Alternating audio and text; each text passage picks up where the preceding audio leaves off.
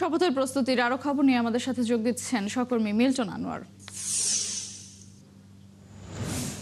Milton, শপথের প্রস্তুতির কি খবর আছে আপনার কাছে জানাবেন? তবে একটি নবনির্বাচিত সংসদ সদস্যদের, আরেকটি হচ্ছে নতুন মন্ত্রিসভার নবনির্বাচিত সংসদ সদস্যদের যে শপথটি সেটি হবে জাতীয় সংসদের ভেতরে, এবং সেখানে তার যে প্রস্তুতি এবং সেই প্রস্তুতিটি প্রায় সম্পন্ন হয়েছে বলে আমরা জাতীয় সংসদের যেই গণসংযোগ শাখা, সে গণসংযোগ শাখার সূত্রে জানতে পেরেছি। যদিও তারা আনুষ্ঠানিকভাবে কোনো কিছু বলেনি, এবং তারা যেহেতু একদিন বেশি সময় পাওয়া গেছে, আপনি জানেন যে আগামীকাল এই শপথটি হওয়ার কথা ছিল, কিন্তু সেটা আগামীকাল না হয়ে আগামী পরশুদিন সকালে অর্থাৎ মঙ্গলবার সকালে হবে। ফলে একদিন সময় পাওয়ার জন্য তারা সেই প্রস্তুতিটাকে আরো বেশি কি করে নিখুঁত এবং নির্ঝঞ্ঝাট করা যায় সেই কাজটি করছেন। এবং আমরা জানছি যে আজকে সংসদ ভবনের ভিতরে লাগাতার সভা হচ্ছে একের পর এক, এবং সেই সভা থেকে তারা এই শপথ অনুষ্ঠানটি সম্পন্ন করবার যে প্রস্তুতি সেই প্রস্তুতি সারছেন।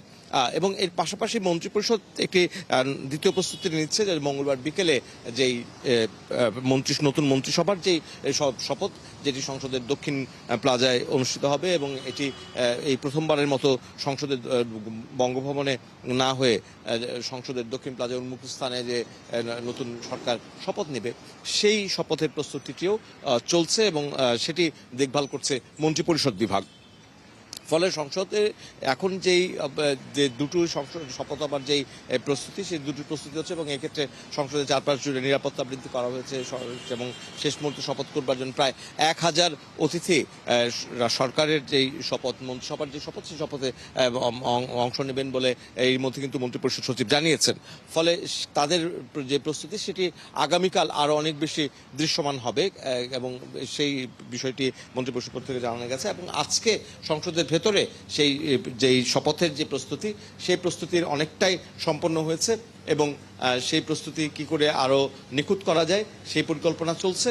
এবং আজ যে আপনি জানেন যে যারা যেসব রাজনৈতিক দলগুলো এই নির্বাচনে অংশ নিয়ে বিজয়ী হয়েছে, সেই রাজনৈতিক দলগুলোর আলাদা প্রত্যেক রাজনৈতিক দলের আলাদা শপথ অনুষ্ঠিত হবে, এবং সেই শপথের পর তারা ধন্যবাদ মিল্টন আনোয়ার আপনাকে। দর্শক, সংসদ ভবন এলাকা থেকে যুক্ত ছিলেন সহকর্মী মিল্টন আনোয়ার।